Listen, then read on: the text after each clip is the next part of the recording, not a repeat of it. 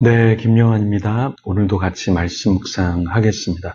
중독자들이 상당히 많습니다. 우리가 생각하는 것보다 도박 중독자들이 예전에는 200만 이렇게 이야기했는데 지금은 237만 명 이렇게 이야기하고 있습니다. 성 중독자도 200만 이상이라고 하고 있는데 더 이상 되는 것으로 파악되고 있죠. 엠번방 사건에 들어갔던 그 성중독자들 멤버만 26만 명이었습니다. 그러니까 얼마나 많은 사람들이 중독에 빠져 있습니까? 다음 세대도 청소년들도 도박, 마약, 게임 중독에 상당히 빠져 살고 있죠. 아마 여러분 집에서도 중독자가 한 명 정도는 있을 겁니다.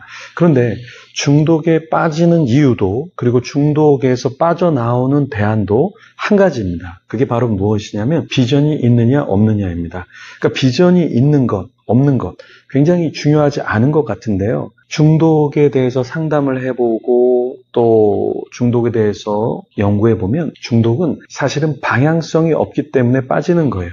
그리고 다시 나오려고 하면 예수님을 만나고 주님 안에서 방향성이 있어야 방황하지 않고 방황하지 않아야 방탕하지 않게 되는 것이죠. 그래서 우리는 항상 비전이 뭔가요? 물어봐 줄 필요가 있다는 거예요. 그래서 저는 신학교 다닐 때 굉장히 많은 질문을 제가 후배들에게, 동료들에게 했습니다. 비전이 뭔가요? 저는 하나님의 사람이 되고 싶어요. 이런 이야기를 참 많이 했는데요. 신학교 시절에 늘 선후배 사이에서 묻던 질문, 비전이었습니다. 왜 이 비전에 대해서 이야기를 했을까요? 그것이 우리를 신학교에서 신학도로 부르게 한 것이고 평생을 그 사명, 그 부르심을 향해서 나가야 하는 것이기 때문에 이것이 흔들리면 모든 것이 다 흔들리게 된다라는 거예요.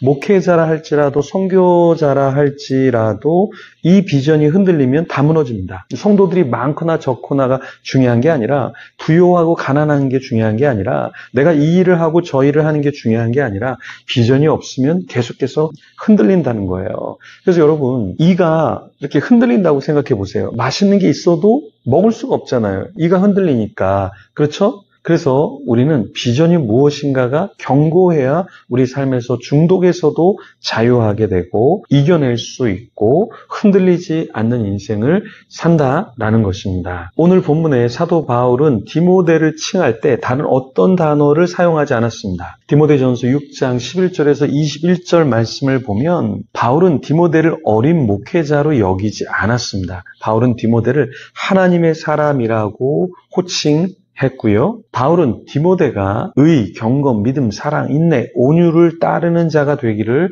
소망했습니다. 그래서 믿음의 선한 싸움을 싸우라고 이야기했습니다.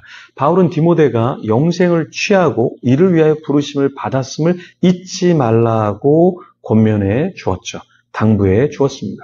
바울은 디모데가 부르심대로 많은 믿음의 사람들 앞에서 그런 증언을 얻었음에 감사했습니다. 11절, 12절 말씀 같이 한번 읽어보겠습니다. 오직 너 하나님의 사람아 이것들을 피하고 의와 경건과 믿음과 사랑과 인내와 온유를 따르라. 믿음의 선한 싸움을 싸우라. 영생을 취하라. 이를 위하여 내가 부르심을 받았고 많은 증인 앞에서 선한 증언을 하였도다.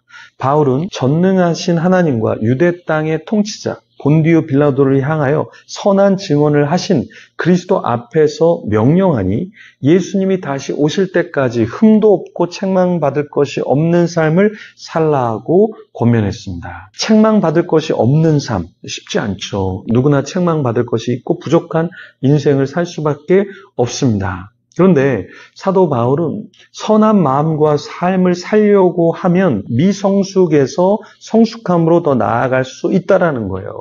바울은 그런 부분, 연약한 부분이 없도록 성숙해서 나가도록 노력하라고 이야기했습니다. 그러니까 내가 할 수 없으니까 포기하는 것이 아니라 하나님이 우리에게 복을 주시고 유일한 주권자이심을 계시해 주시고 만왕의 왕으로 함께해 주시기 때문에 오직 하나님에게만 나아가고 죽지 아니함 가운데 서야 한다. 이렇게 이야기했습니다.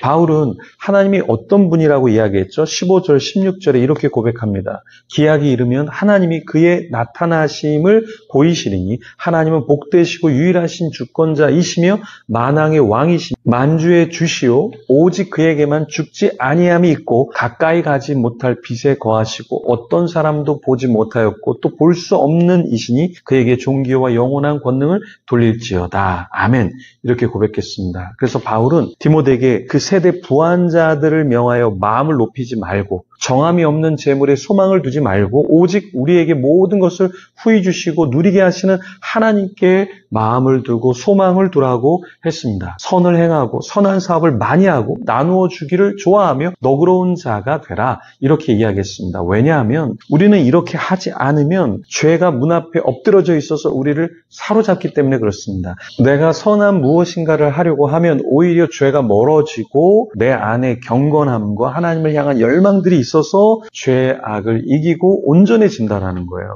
17절에 이렇게 말합니다. 내가 이 세대에서 부한 자들을 명하여 마음을 높이지 말고 정함이 없는 재물에 소망을 두지 말고 오직 우리에게 모든 것을 후히 주사 누리게 하시는 하나님께 두며 선을 행하고 선한 사업을 많이 하고 나누어 주기를 좋아하며 너그러운 자가 되게 하라. 이것이 장래에 자기를 위하여 좋은 터를 쌓아 참된 생명을 취하는 것이니라. 이 말씀 우리가 기억해야 합니다. 부한 자들처럼 마음을 높이지 말고 정함이 없는 재물에 소망을 두지 말고 오직 우리에게 모든 것을 후히 주사 누리게 하시는 하나님께 두라고 이야기했습니다. 선을 행하라고 말했어요. 선한 사업을 많이 하라고 이야기했습니다. 그래서 우리 품능교회도 선한 사업을 더 해야 됩니다. 제가 최근에 하나님께 주신 마음이 있어서 또 놓고 기도하는 것이 있는데 정말 우리 교회가 제 자신이 해야 될 사역이 있습니다. 그것이 무엇이냐? 나를 위한 것이 아니라 더 많은 사람을 품는 그 섬김을 감당을 해야 하는 것이죠. 여러분, 이런 섬김은 많은 사람이 있어야만 감당하는 것이 아니라 정말 하나님의 부르심과 뜻이 있는 사람 몇 명이서만 있어도 엄청난 일을 할 수 있습니다. 사람의 많고 적음이 중요한 것이 아니라 하나님의 뜻이 있고 그것을 부합해서 함께하는 자들이 있을 때 세상이 놀랄 만한, 이 시대의 교회들이 놀랄 만한 놀라운 역사가 펼쳐지게 되는 것이죠. 바울은 디모데에게 망령되고 헛된 말, 거짓된 지식의 반론을 피하고 오히려 디모데에게 부탁한 복음의 삶을 살고 지키라고 했습니다. 우리도 망령되고 헛된 말, 세상적인 지식, 세상적인 흐름을 우리가 따라가는 것이 아니라 주님이 우리에게 부탁하신 그 말씀, 우리에게 주신 복음의 삶, 그것을 살려고 노력해야 하는 것이죠. 이 시간 같이 기도하면서 주님의 부르심, 비전이 무엇인지 같이 기도하는 가운데 선명하게 찾도록 하겠습니다. 우리 같이 눈을 감고 기도하겠습니다.